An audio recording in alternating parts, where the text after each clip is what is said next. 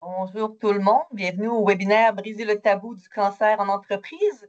On va donner une petite minute là, pour s'il y a des gens qui veulent encore se joindre à nous. Donc, on va commencer, ça ne sera pas très long.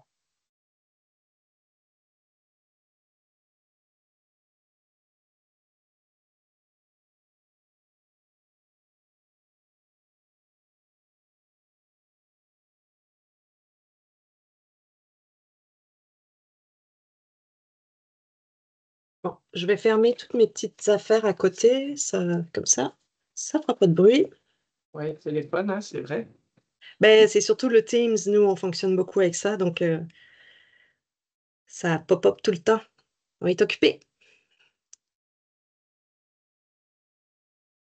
Je vais commencer par dire bonjour à ces dames que je vois. Bonjour, mesdames.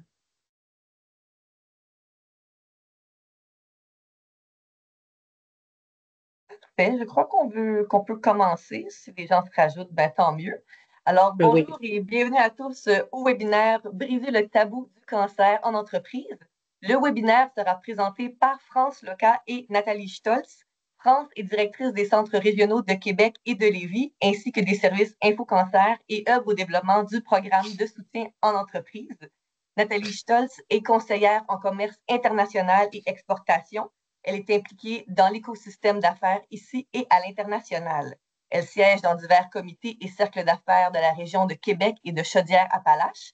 Et elle est aussi engagée dans le partage de connaissances professionnelles et personnelles. France, Nathalie, merci d'être avec nous aujourd'hui. Merci. Alors, Merci. avec plaisir. Moi, je me présente, Véronique Ranger, je suis la directrice générale adjointe de la Fondation québécoise du cancer. Vous avez remarqué que vos micros sont fermés. Nous aurons une période de questions à la fin de la présentation et vous pourrez allumer vos micros à ce moment-là. Par contre, vous pouvez écrire vos questions dans le clavardage tout au long de la présentation et je les poserai à la fin. Et pour vos caméras, vous pouvez les garder ouvertes ou les fermer selon votre préférence. Je tiens aussi à vous aviser que le webinaire est enregistré et il sera disponible sur la page YouTube de la Fondation québécoise du cancer dans les prochains jours. Donc, avant de tomber dans le vif du sujet, je voudrais vous présenter les programmes et services de la Fondation. Donc, la Fondation célèbre son 45e anniversaire cette année et notre mission depuis le début, c'est de soutenir au quotidien les gens atteints de cancer et leurs proches. Pour accomplir cette mission, on offre une variété de services, dont les services d'information qui prennent la forme de la ligne InfoCancer et de la bibliothèque InfoCancer. La ligne InfoCancer, c'est un numéro de téléphone gratuit et confidentiel qui permet de parler à une infirmière expérimentée en oncologie.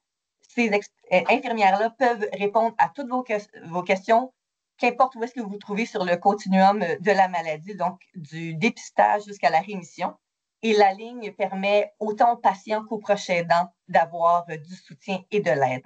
D'ailleurs, notre équipe peut aussi vous diriger vers d'autres ressources comme des nutritionnistes, sexologues et psychologues.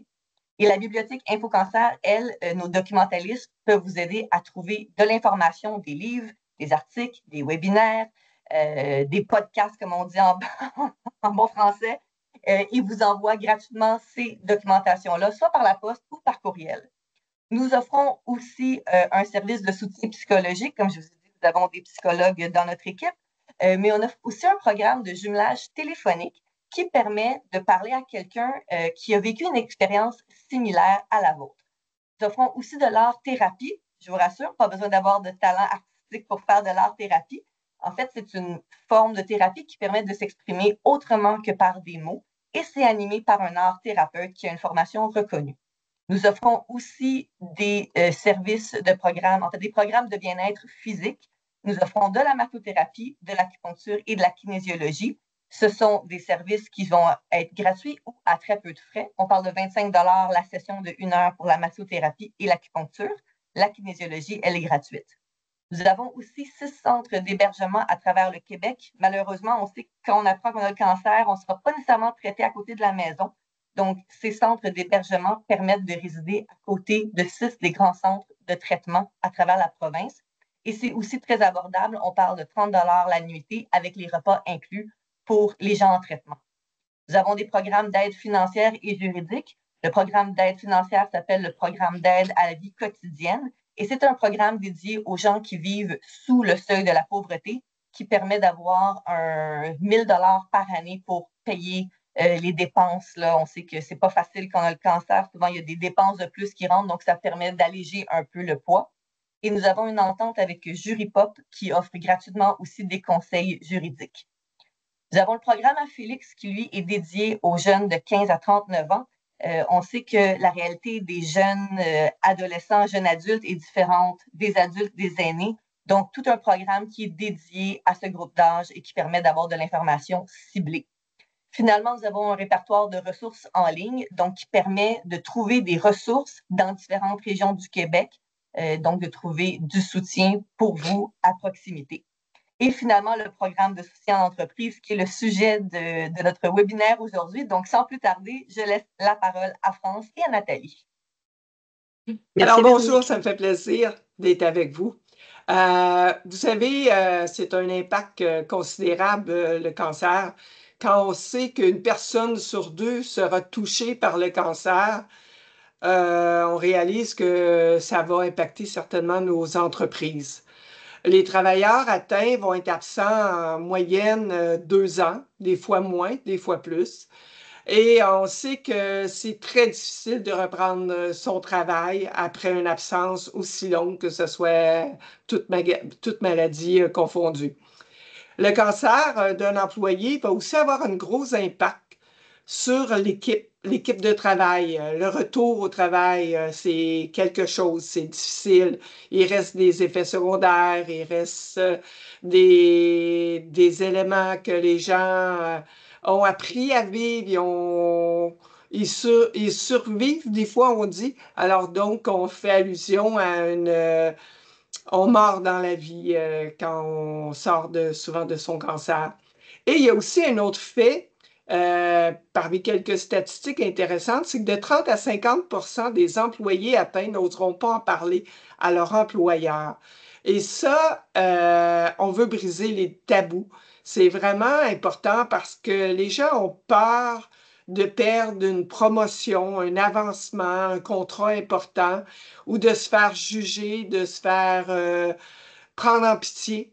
Alors, c'est pour ça qu'on est là aujourd'hui, qu'on veut discuter de ce sujet-là. Pourquoi on vous annonce, qu'on vous invite à cette formation-là? Bien, parce qu'il y aura certainement un membre de l'équipe qui aura à faire face un jour, soit comme prochain aidant ou soit comme personne atteinte. Mais soyez assurés qu'à l'Info Cancer, au bout du fil, au 1-800-363-0063, on est là pour vous soutenir. On en parlera un petit peu plus en détail tout à l'heure. Je arrête mon partage et je reviens à l'écran avec notre chère invitée Nathalie Stolz. Nathalie, oui. J'ai souvent discuté avec toi, puis j'aimerais ça que tu nous racontes un peu comment as-tu vécu cet épisode de vie? Qu'est-ce qui a été difficile? Comment as-tu abordé la situation? Peux-tu m'en dire un peu là-dessus? Oui, je vais globalement vous expliquer l'histoire. Je dirais en partant, ça a été évidemment le choc de ma vie. Je me serais jamais attendue à ce qu'on me dise un 14 février 2020 que j'avais un cancer et qu'il fallait que je me fasse opérer illico presto. Le cancer que j'ai eu, c'est un cancer colorectal. On va dire que c'est pas le plus sexy, d'accord? Donc, quand déjà le chirurgien qui vous fait une coloscopie vous dit, bon, écoutez, ça devient urgent, je vais tout de suite réserver une place pour vous le mois prochain. Oui, mais non. Tu peux pas. Je dis tu, hein, vous m'excuserez, mais c'est plus facile. Quand on reçoit un diagnostic, c'est vraiment un pavé qu'on reçoit en pleine face et on n'y croit pas. Moi, j'y ai pas cru. Je ne savais pas quoi dire. J'étais sur sa table en jaquette, là, puis je dis, ben non, mais ça se peut pas. Comment ça? Expliquez-moi. Puis à l'époque, on était pré-pandémie, hein, souvenez-vous, 2020. C'était comme en février, on commençait déjà à avoir quelques feedbacks de l'Ouest canadien. Je revenais d'une mission commerciale justement de Vancouver et je me ramasse sur sa table et il me dit ça. Alors, premièrement, je suis très sceptique. J'y crois pas du tout. Mais c'est quand même un professionnel qui me parle. Puis c'est un des chirurgiens colorectales de Québec, un des grands spécialistes qui me parle. Alors, je dis, bon, je suis en affaires, je voyage beaucoup. J'avais en mois de mars un voyage prévu en Italie. Là, moi, dans ma tête, ça commence à virer. Je ne sais pas quoi penser. Je suis vide de sens. OK? Mais je me dis, je lui fais confiance parce qu'effectivement, j'avais des symptômes. Je suis allée voir le médecin. J'ai dit, peux-tu vérifier? J'ai quelques petits problèmes, blablabla. Mais j'étais asymptomatique. Donc, il y a personne qui me croyait, mais je le savais quand même qu'il se passait un petit quelque chose en moi. Ben, ce petit quelque chose, c'est devenu un gros quelque chose. Puis finalement, il a fallu que je me laisse faire et que je dise, OK, OK, je laisse faire, je leur fais confiance, il se passe quelque chose et moi, je ne suis absolument pas en contrôle là-dessus. Donc, la première chose, c'est ça. Moi, ça a commencé 14 février 2020 et le 12 mars 2020, première opération. Et le 12 mars au soir, comme vous le savez, tout est fermé. Il n'y a plus personne qui rentre, plus personne qui sort. C'est le début d'une grande aventure. Alors, tu as vécu ça presque seul. Ça a été Ouais. un épisode de vie.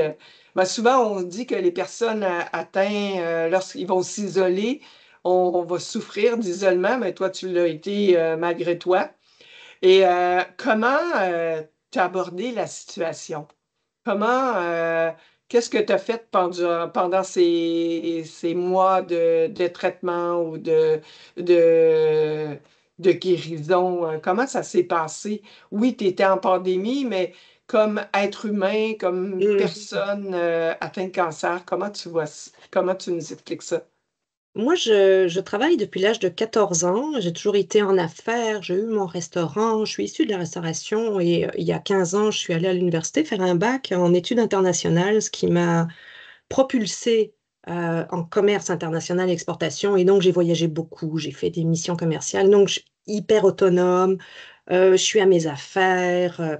Je prends le contrôle. Moi, je suis une femme qui a le contrôle sur pas mal de choses. Je l'avoue, ça en prend des fois, hein. Euh, puis là, on, là, j'étais tirée par en arrière.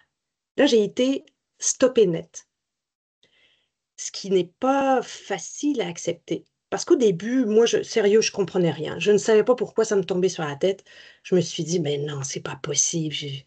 Il n'y a aucun cancer dans ma famille. Je ne suis pas du tout le type de femme à avoir ce type de cancer. Puis là, je me dis, un cancer colorectal. Puis là, hey, je regardais un peu les statistiques. Là, moi, j'ai eu peur. J'ai vraiment eu peur. Puis, on dirait que j'ai transformé cette peur, non pas négativement, mais positivement.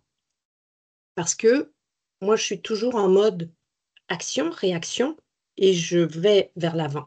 OK? Moi, j'ai deux yeux, ils sont placés en avant, c'est pour regarder en avant.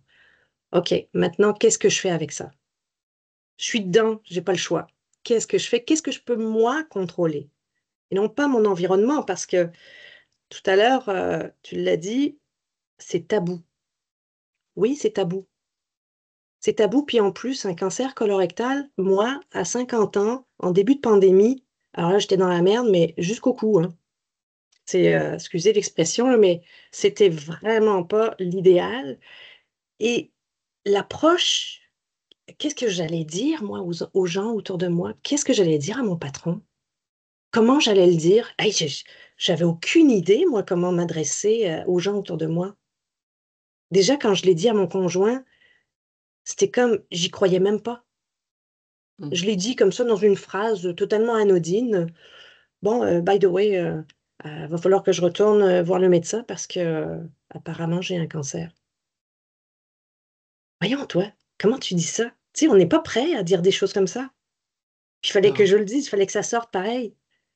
Et le contre-coup de ce que j'avais dit, c'est là que je me suis rendu compte que, eh boy, ouais, aïe, c'est des mots qui font peur, c'est des mots à connotation très négative. Puis là, on se fait on se fait des scénarios, hein. Mais parce que je suis une femme qui a quand même beaucoup de caractère, puis je sais où je m'en vais. Et là, je me suis fait un peu violence pour dire, OK, va falloir que je sache en parler, l'expliquer, l'accepter, parce qu'il n'y a rien de pire que de ne pas accepter ce qui nous arrive. Ouais. Ça Puis a le coup été très... accepté, Ouais. t'as-tu à consoler les gens, Oui, dans ton mode d'explication, il y a souvent ce volet-là là, qui est plus difficile pour une personne. absolument, absolument. Fallait que je dise aux autres de ne pas s'en faire, Mm. parce que les gens ne savent pas quoi dire. Les gens disent des bêtises, ils veulent faire bien, mais ils le font mal, ils disent des conneries, ils s'en mêlent les pinceaux. Des fois, des fois je me dis, bah, c'est pas grave, c'est parce qu'il connaît pas ça ou elle connaît pas ça. On n'est pas tous, euh, comment dire, on n'a pas tous les mots adéquats. On ne sait pas quoi dire. Et bien souvent, même très rapidement, j'ai dit, écoute, c'est pas la peine de dire quoi que ce soit. Si ça vient pas, si tu sais pas quoi dire, t'es mieux de rien dire. Tout simplement. Ça, c'était avec les gens autour de moi. Mais au travail, c'était pas pareil parce que moi, j'étais dans une position où j'étais très, très proche du patron. J'étais comme son bras droit, développement des affaires à l'international. Je voyageais avec lui tout le temps. Et là, ben, c'est comme si on m'avait coupé les jambes. Là, j'étais plus rien. Hmm. Puis ça, pour le moral, ben, pour l'estime de soi, parce que tu sais, dans des carrières de femmes d'affaires, on performe, on monte, on grade, tu sais, on monte, on prend de l'ampleur, on prend sa place, et puis d'un coup, pouf, il y a tout qui s'écroule. Comment t'as fait pour remonter ou rebondir à cet effet-là?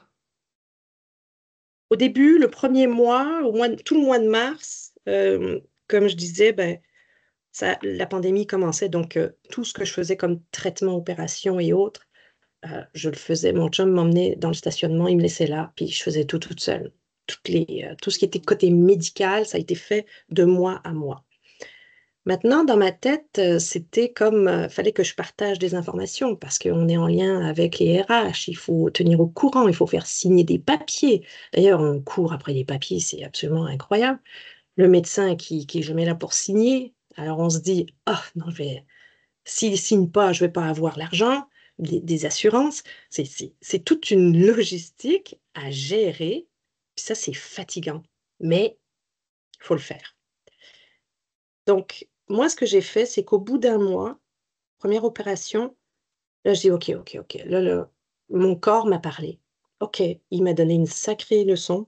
Maintenant, je vais m'écouter. J'ai vraiment pris un pas de recul. Puis j'ai dit, gars, le reste ne compte pas. Le monde continue à tourner avec ou sans moi. Donc, le monde va faire sans moi pendant un bout, mais je ne sais pas combien de temps. Bon, finalement, ça a pris presque 16 mois là, en tout, mais j'ai pris un pas de recul. Puis j'ai décidé moi-même de m'occuper de moi et que les autres, ils fassent leur affaire. Ils sont assez grands. Ils l'ont fait avant moi, ils le feront après moi. Hmm. Donc, c'est comme ça que j'ai commencé à changer ma façon de penser. Je n'étais plus disponible pour les autres, j'étais disponible que pour moi. Wow. Et mon chum, évidemment, tu sais, parce que pour petit, il a souffert autant que moi. Oui. Toi, Nathalie, entre autres, tu t'impliques beaucoup avec la Fondation, tu collabores au Oui. jumelage téléphonique, c'est-à-dire parler avec quelqu'un qui a déjà vécu la même chose que toi. Dans les différents sujets, quand on disait, entre autres, que les gens n'osent pas en parler, n'osent pas en parler à leur employeur, n'osent pas en parler à leur employeur Mhm. ou leurs parents et amis. Euh, Toi, là, dans tes différents échanges avec les personnes atteintes au niveau du jumelage, comment vous avez abordé cette question-là ou qu'est-ce que tu leur as livré ou partagé à cet effet-là? Souvent, les gens sont un peu gênés de prendre contact la première fois. Souvent, c'est moi qui les appelle. Je me présente et je dis qui nous a mis en contact et s'ils sont prêts à me parler. Souvent, c'est ah oui, oui, ok, oui, je me souviens que j'ai fait cette demande. Des fois, ils s'en souviennent même plus. Bon, le fait que j'ai un accent français, ça brise un peu la glace parce que, hey, t'es-tu française? Ben oui, est-ce que vous connaissez? Puis là, on commence à discuter un peu plus personnel, voyage, tout ça. Puis souvent, je les mets en confiance en disant, bah, déjà, je demande si après ça, on peut se tutoyer. Puis là, je dis, écoute, on se connaît pas, on s'est jamais vu. Des fois, la meilleure thérapie, c'est de vider ton sac à quelqu'un que tu connais pas. Alors, tu peux me dire ce que tu veux, parce que moi, j'ai tout vécu, j'ai tout eu. Alors, si tu as la même expérience que moi, on va bien rigoler, parce qu'il y avait des situations des fois cocasses. Euh, et puis, les gens sont tout de suite, ah, ok. Ah oui, je vais pouvoir te parler de ça, ça, ça. Ah oui, aïe, c'est-tu assez dégueulasse, ça. Ah oui, aïe, ça, c'était le fun. Ça, c'est... Puis là, on a des points communs. Puis là, moi, j'explique mon histoire et souvent, il ou elle m'explique leur histoire. Puis on a des points communs. On n'a pas la même histoire, mais on se rejoint quelque part. Et ça fait du bien. Rien que de savoir que quelqu'un, quelque part, est capable de te dire, eh oui, je te comprends. Mais oui, je comprends ce que tu veux dire. Et je suis passée par là. Je le sais. Je sais de quoi tu parles. C'est pas des paroles en l'air. C'est pour ça, c'est pour ça que moi, je l'ai pas vécu le jumelage téléphonique. Moi, j'ai vécu, comme c'était la pandémie, on avait droit à une dame qui venait nous masser les pieds. Oh mon Dieu, que ça faisait du bien. Pendant la chimiothérapie. Oh, quel plaisir. Et moi, parce que mon traitement durait 72 heures, 5 heures, 4 heures à l'hôpital, puis le reste à la maison.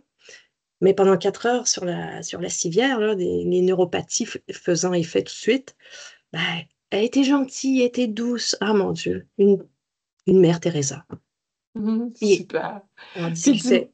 c'est super ça. Puis dis-moi donc, comment un employeur peut aider un employé atteint. Tout à l'heure, tu as parlé du début, tu l'annonces à ton employeur. Comment un employeur, là, pourrait être un bon accompagnant lorsqu'un employé vient lui dire qu'il est atteint de cancer? Moi, je pense que nos patrons, nos grands patrons manquent d'informations, manquent euh, d'accompagnement là-dedans, parce qu'ils savent pas quoi dire, ils savent pas quoi faire. Même la fille des RH, c'était comme, voyons, c'est un peu Fred sec son affaire. Remplis ça, renvoie le fax, fais-moi ci, j'ai besoin de ça, j'ai besoin de ci. Ok, attends, là, est-ce que tu as digéré l'information comme moi? Non, c'est sûr que non, mais j'ai besoin que tu me laisses du temps du temps d'action parce que ils sont euh, en mode mécanique, là. On a besoin de paperasse, il faut faire les demandes pour les assurances, il faut faire les demandes pour le congé, ça prend des signatures. Chômage. Et c'est un peu sauvage, c'est la partie un peu dure, là, je trouve. Il n'y a pas tellement de compassion là-dessus parce qu'on est dans un mode de vie productif, ok? Il faut qu'on soit productif au travail. Et le travail, c'est de l'argent. Le temps, c'est de l'argent. Donc, euh, c'est ça. Moi, franchement, je m'impliquerais pour faire des formations, des conférences en entreprise pour dire au patron, tu sais quoi, quand tu as un gars ou une fille de ton équipe qui a quelque chose comme ça, là, t'es mieux de t'asseoir un petit peu puis de lui parler ou de l'écouter, ne serait-ce qu'un instant. Moi, Exact. ça a été rapide pour moi. Tu sais, j'ai travaillé je rentrais le 12 jusqu'au 11 à 5 heures, j'étais au travail, là, jusqu'à 17 heures. Exactement, c'est exactement ça qu'on veut propulser ou outiller les gestionnaires avec ce programme de soutien en entreprise. On veut leur dire souvent les deux premières choses que tu peux faire avec une personne atteinte qui vient t'annoncer un diagnostic. De un, écoute-le, prends le temps. Ouais. Et deuxièmement, si tu peux l'aider pour toute sa paperasse, ça va tellement enlever un poids sur les épaules. C'est des petits trucs comme ça qu'on veut véhiculer, qu'on veut partager, et plein d'autres, évidemment. Mais tu l'as nommé comment c'est difficile cet épisode-là. Moi, j'aimerais ça, Nathalie, que tu nous parles un petit peu peut-être de ton retour au travail, de le retour, la réinsertion sociale aussi après un isolement aussi difficile que celui de la pandémie. Peux-tu nous parler un petit peu de comment tu as vécu ça?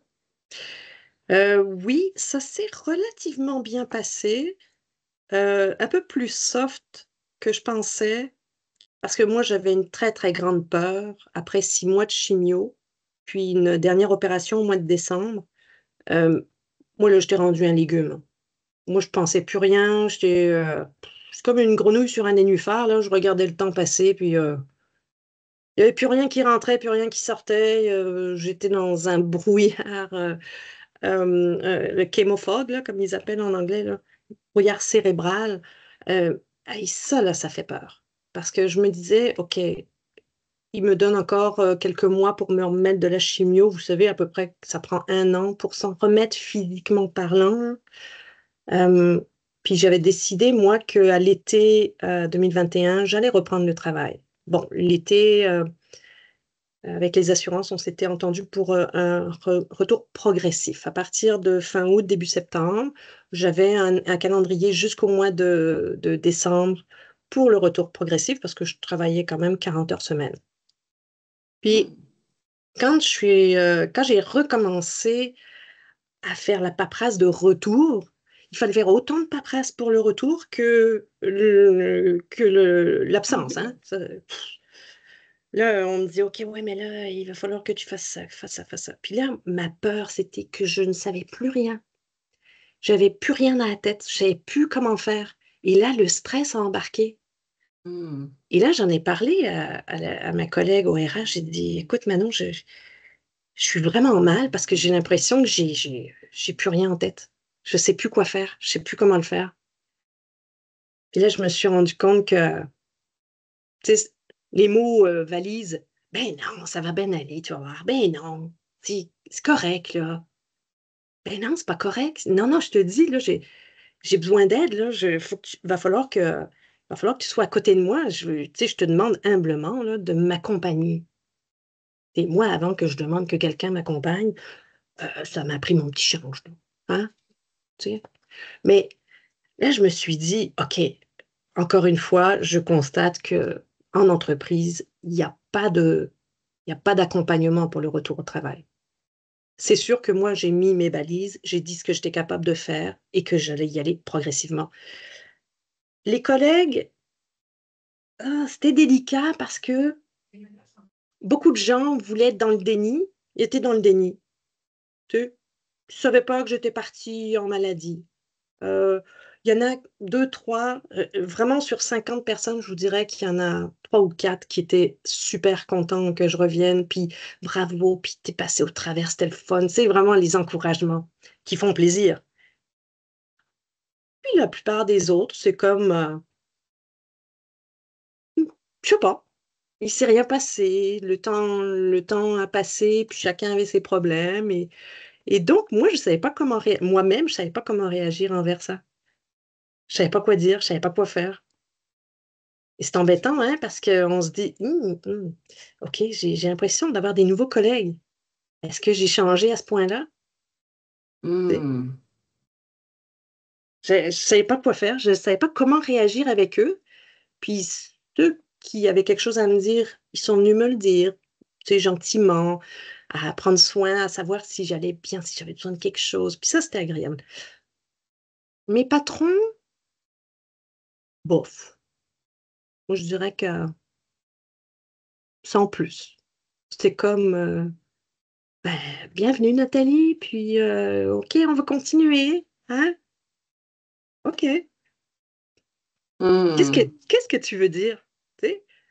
Moi, je savais qu'ils avaient comme pas, en arrière de ça, il y avait comme pas d'éducation un peu, de d'empathie, de collectivité, en disant, écoute, ne t'inquiète pas si jamais tu dois quitter plus tôt, parce que j'avais d'autres examens à faire, d'autres suivis quand même, hein.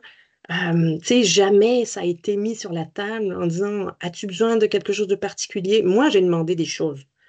Moi, j'ai demandé des choses particulières parce que je ne pouvais plus m'asseoir comme je voulais. Il fallait que je travaille debout. Il fallait que, tu sais, que je prenne des pauses parce que j'étais beaucoup plus fatiguée.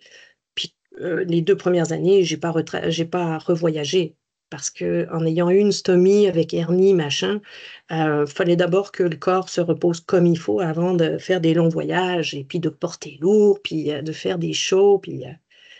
Donc, tu sais, on dirait que c'est moi qui ai pris le lead alors que ça aurait dû être eux. Qu'est-ce que tu conseillerais à un entrepreneur qui doit justement réintégrer un employé au travail? Ah, d'abord, de lui parler personnellement, d'être en contact avec lui, de le réaccueillir personnellement et que s'il y a des aménagements particuliers à avoir pour le bureau, comme moi j'ai demandé, ben, qu'il s'assure personnellement que ce soit fait, que la fille des RH, si c'est elle qui doit le faire, qu'elle soit là, puis qu'elle valide avec toi. OK, ça, tu l'avais demandé, c'est check. Est-ce que c'est correct? C'est bien ça que tu as demandé? Check, tu sais, parce que moi, je pense que aussi qu'il soit informé de la sensibilité qu'on peut avoir après. Parce qu'on en a tellement bavé qu'on sait, c'est sûr que ça forge un caractère, OK? C'est sûr qu'on ressort de là. Alors, ou vous êtes plus faible ou plus fort, mais il se passe quelque chose, OK? Moi, je suis sortie de là avec beaucoup plus euh, une vue sur le monde différent, OK? Hmm. Je vois le monde différemment et je vois les gens différemment. Et j'avais déjà cette petite perception avant, mais ça s'est amplifié parce que j'ai pris moi-même j'ai fait beaucoup de lectures, j'ai pris beaucoup de temps à travailler sur moi, sur un paquet de trucs personnels. J'ai fait le ménage comme beaucoup. Et, mais je te dirais que les patrons, là, faut qu'ils soient plus à l'affût parce que quand tout le monde connaît quelqu'un qui a le cancer et qui est malade, Hmm. et on doit prendre en considération cette fragilité qu'on peut avoir après. On n'est plus les mêmes personnes. Donc, le patron, peut-être des petites conférences, des petites formations, des fois, ça coûte rien d'assister à certains webinaires pour dire, ah, crime, ouais, j'en ai perdu 2 l'année dernière, puis tu sais, je leur ai même pas parlé. Hmm.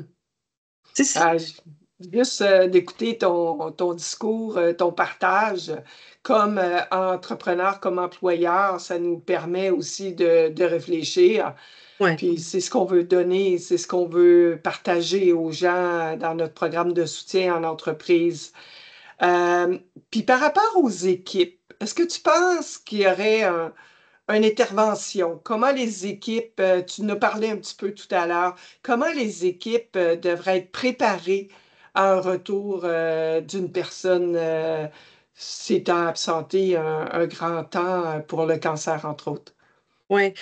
Ouais, moi je dirais que pour les équipes, particulièrement si on est une équipe, tu sais, qui doit travailler ensemble sur certains projets à long terme, on se connaît bien la plupart du temps, là. Moi je pense qu'il devrait y avoir une intervention pour dire, bon, OK, groupe, vous savez que Nathalie n'est pas là. Est-ce que vous savez pourquoi? Est-ce que vous êtes au courant de ce qui lui est arrivé?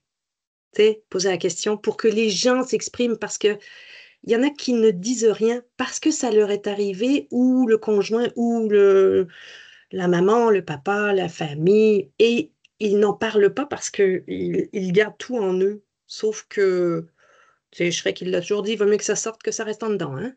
Puis je pense que c'est pour beaucoup de choses, il faut que tu le dises. Il faut que tu exprimes, il faut que tu mettes des mots sur tes mots. OK? Donc, toi, tu penses qu'on devrait le dire à notre équipe de travail, Ouais, de le partager.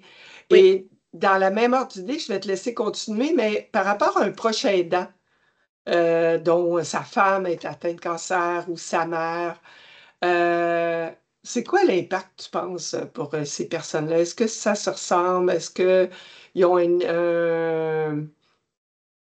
ils ont c'est, besoin d'aide? oui. Définitivement, oui, oui. C'est souvent le proche aidant, le conjoint, la conjointe, la famille, euh, ils perçoivent ta douleur différemment, mais ils la perçoivent vraiment fort. Souvent, ils ont plus mal que toi. Mm. C'est, c'est assez incroyable. Moi, je sais que mon chum on a beaucoup, beaucoup, beaucoup parlé. Puis je lui disais, tu sais, je souffre pas physiquement. Je souffre globalement, mais physiquement parlant, non. Parce qu'une souffrance physique, c'est pas pareil qu'une souffrance psychologique, hein. Moi, c'était vraiment tout mon être qui souffrait, pas juste le physique. Tu sais, c'est dur à expliquer, mais oui, c'est souvent, là, ils ont vraiment besoin d'aide aussi. Donc, parler à quelqu'un, aller voir s'il y a une source psychologique de libre dans le circuit, parler à d'autres qui passent par là. Effectivement, c'est très... tu sais, moi, j'ai une fille qui a 33 ans, donc elle était un peu plus jeune il y a 50. Et pour elle, ça a été horrible. Mais elle a plus souffert que moi. Mm. Tu sais, ça a été dur, là, même encore aujourd'hui d'en parler. Pour elle, c'est encore une souffrance, comme si c'est elle qui l'avait vécu, hein. Ah, c'est tellement ça. On entend tellement Ouais, ce ouais. genre de commentaires-là. Alors, il ne faut pas négliger comme entrepreneur, il ne faut tellement pas négliger une personne, un employé Non, qui est un proche aidant dans ces situations-là. C'est un choc et c'est très difficile à vivre également. ça peut détruire le noyau familial, ça peut détruire les relations, ça peut détruire, parce que tu l'as dit, il y a des aides avec mettons, en sexologie ou psychologie, parce que tu fais plus rien pendant ce temps-là. T'es détruit, là. Tu sais, donc, c'est toute cette, tout, les mots collatéraux, là, tout ce qu'il y a autour de toi, là, c'est un tsunami. Alors, si nous, la personne qui avons le cancer ou la maladie, nous, on prouve que on va être capable de se tenir sur nos deux jambes puis d'avancer, il faut que tout le monde autour embarque. Si ton Mm. patron, il fait comme si de rien n'était, c'est plate pour ceux qui le savent, et puis qui disent, ouais, mais là, c'est drôle, hein, il t'a même pas appelé. T'as pas envoyé de fleurs ou moi j'ai des collègues qui m'ont envoyé des fleurs avant la dernière opération. Mon patron, je veux dire, jamais un mot ou un courriel ou quoi que ce soit. Tu sais, des fois je me disais, aïe, c'est sauvage quand même, hein. Mm. Je sais, j'avais pas réalisé que c'était dur d'être en affaires à ce point-là. Mm. Tu comprends? Ouais. Mais pour la famille, c'est à prendre en considération parce que le cancer détruit pas seulement la personne qui a le cancer, Et c'est l'écosystème autour. C'est retour. important. Dis-moi aujourd'hui, comment tu vis ça? Comment t'as rebondi? Quel message que tu pourrais nous léguer de cet épisode de vie, de cette expérience? Moi, personnellement, j'ai appris beaucoup, beaucoup, beaucoup. D'ailleurs, j'en ai profité pour prendre quand même beaucoup de cours en ligne. J'ai vraiment approfondi qui j'étais, de quoi j'étais faite et comment maintenant, moi, je peux apporter mon aide en faisant le jumelage téléphonique, m'impliquer justement auprès des gens d'affaires. Moi, mon rêve, ce serait vraiment d'informer, de mettre tous ces tabous à terre parce que tous les cancers ont leur importance. Il y en a qui sont plus sexy que d'autres. Puis celui que moi j'ai eu, la manière dont je l'ai eu, c'était la pire des affaires. Donc j'ai une expérience, j'ai la chance d'avoir eu cette expérience, de pouvoir en parler, de relater quelque chose. Parce que chez les femmes, 50 ans, cancer colorectal, on n'était pas nombreuses à survivre, là. Tu sais, mes amis de chimio, mes sœurs de chimio qu'on s'appelait, là, il y en a une couple que j'ai perdue, là. Puis là, je me Mm. dis, OK, là, j'ai un pouvoir. Moi, j'ai un pouvoir. C'est de pouvoir en parler aujourd'hui. Puis, et je veux justement en parler parce que c'est encore caché, camouflé, qu'une femme d'affaires, qu'un homme d'affaires a un cancer, ils ne le disent pas. C'est pas normal, là. C'est pas normal. on a tous notre fragilité et on a tous nos forces qu'on peut mettre ensemble à créer une meilleure société là-dessus là, pour la suite. Aussi bien santé, financière et autres. Là. Super. Ben merci, merci Nathalie. Je vais peut-être présenter en quelques lignes, puis si tu as de quoi à rajouter sur la présentation que je ferai sur les services, tu seras la bienvenue. Alors, on était ici, excusez-moi, je vais me remettre en partage d'écran à tout le monde. Et on avance ici. Alors, donc, pourquoi on a créé ce programme-là? Ben, vous l'avez certainement compris au propos de Nathalie. Alors, c'est pour aider les personnes atteintes, mais aussi les proches. Pour permettre, on veut surtout permettre aux entreprises de mieux soutenir les employés, d'outiller les employés pour aider leurs collègues. On a parlé un peu le retour au travail, les collègues, comment c'est difficile.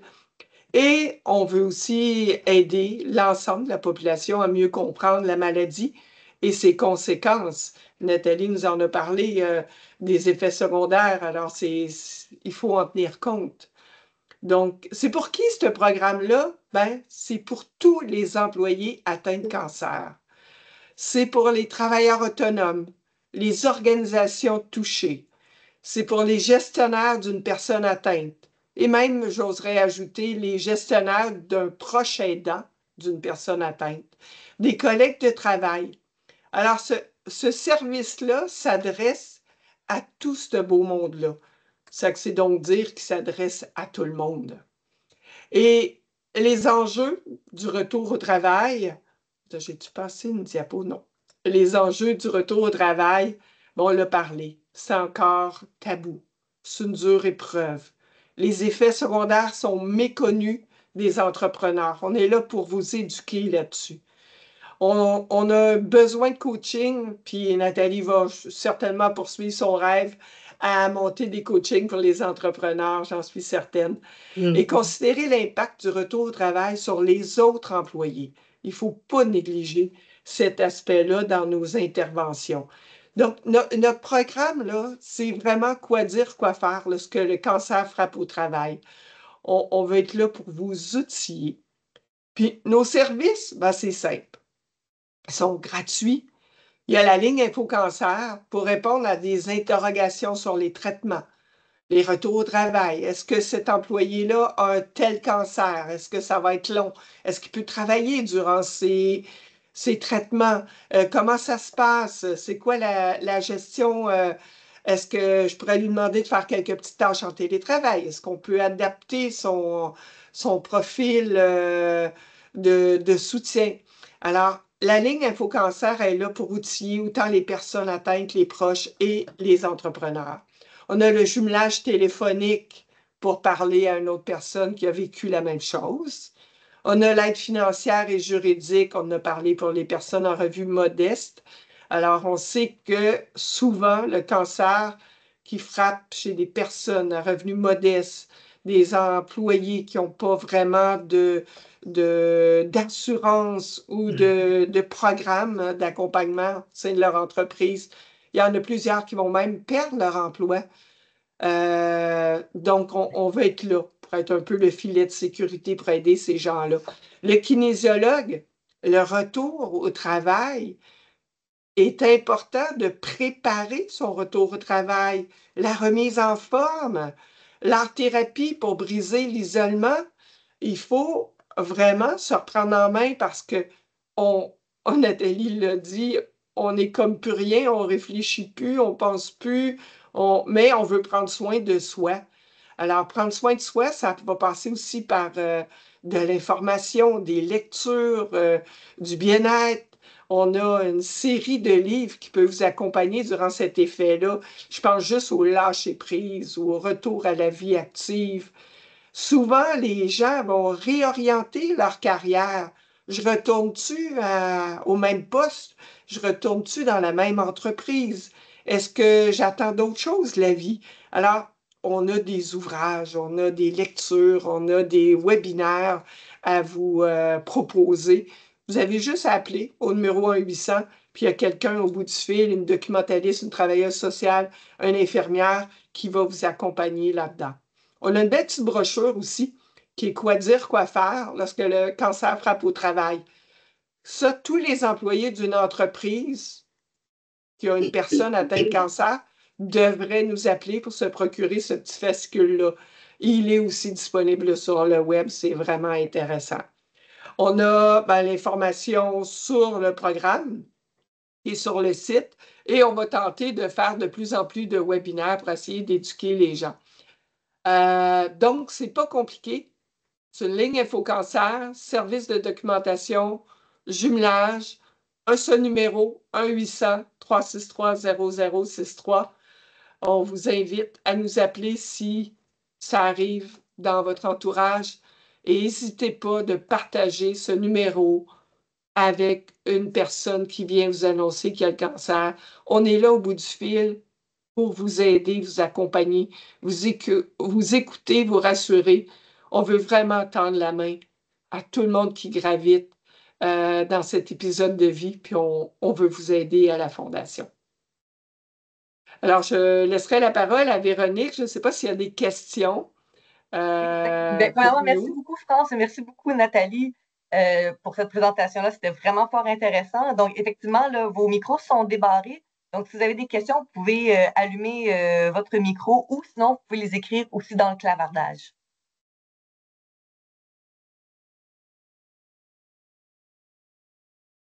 Question pour l'instant.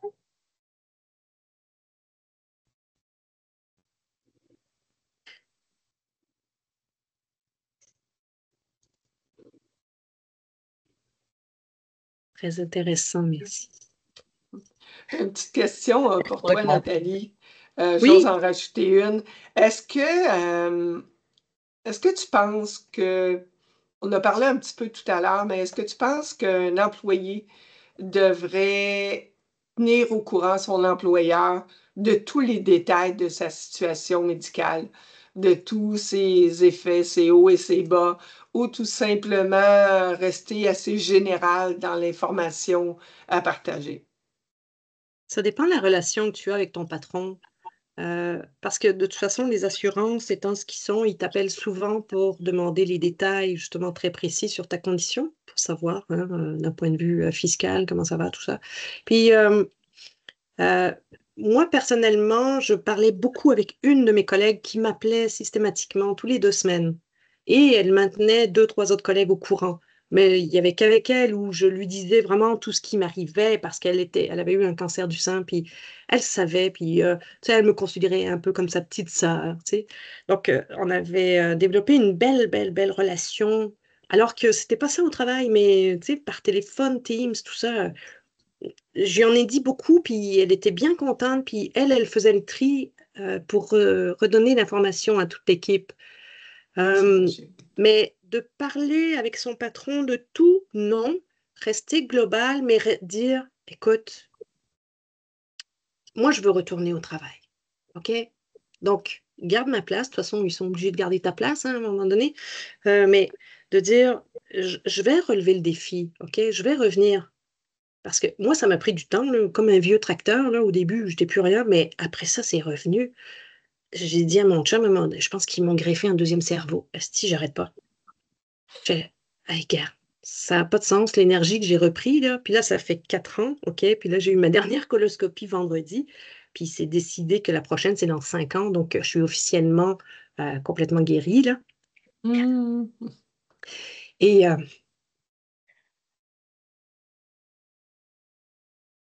excusez.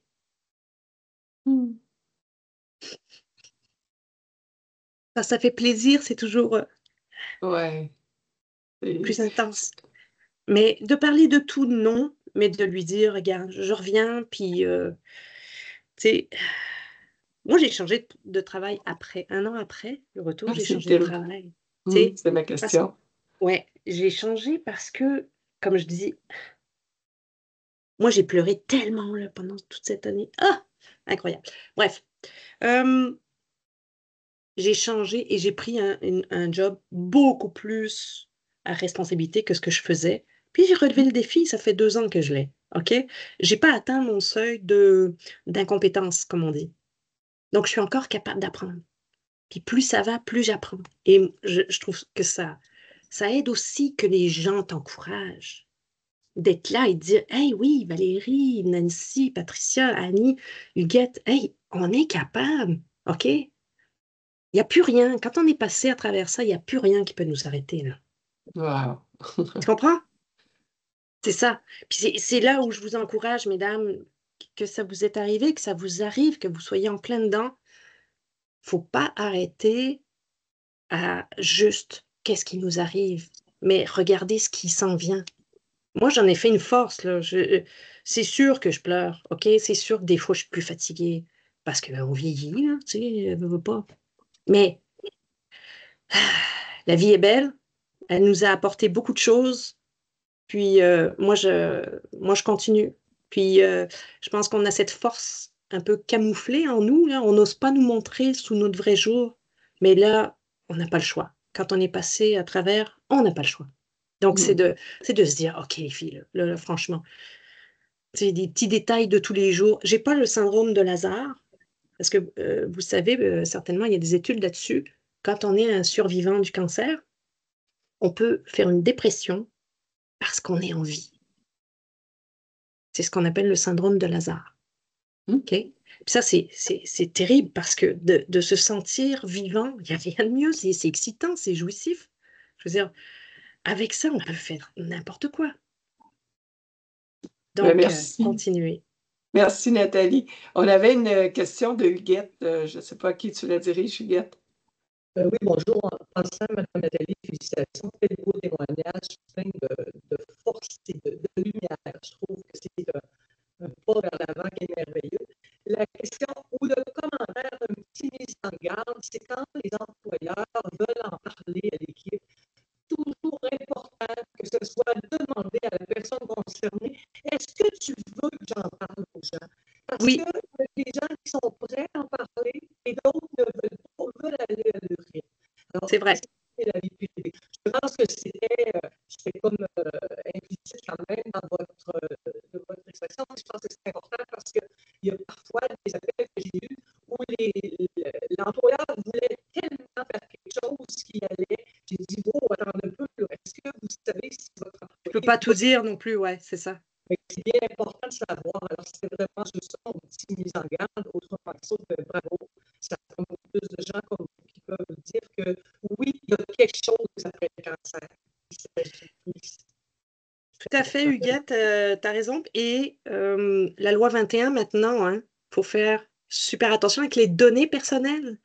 Nos patrons ne peuvent plus donner l'information à n'importe qui comme ça. Si moi, je veux que mon patron parle de ma situation, je lui donne l'autorisation. À ce moment-là, il peut. Mais il faut faire attention avec les données personnelles et la loi 21 maintenant. Effectivement. Une bonne réputation peut se mettre dans le trou. Ouais. Merci encore. Merci, Huguette. Merci beaucoup, Nathalie, pour ton partage. Je laisserai le mot de la fin à Véronique. Oui, absolument. Donc, on est à la fin de notre présentation. Je vous remercie pour votre écoute, mais surtout merci Nathalie et France pour la belle présentation. Comme je vous l'ai dit, l'enregistrement sera sur notre page YouTube si jamais vous voulez revoir la présentation. Et si vous avez apprécié le contenu, vous avez des commentaires ou même si vous avez des suggestions de sujets pour de futurs webinaires, nous vous invitons à communiquer avec nous à l'adresse courriel infocancer@commercial-fqc.qc.ca. Et d'ailleurs, le prochain webinaire sera tenu le 4 décembre et c'est sur comment aborder le temps des fêtes quand on vient avec le cancer. Donc, les informations de ce webinaire seront disponibles sur les réseaux sociaux de la Fondation dans les prochains jours. Donc, je vous souhaite à tous et à toutes une très belle journée. Merci. Merci beaucoup, mesdames. Merci beaucoup. Bonne continuation à toutes. Au revoir. Au revoir. Est-ce qu'on reste un petit peu, France? Oui, on peut rester un peu. J'ai vu Marie-Claude. Est-ce que tu es toujours là, Marie-Claude? Marie-Claude, c'est ma jumelle téléphonique, ça. Ah.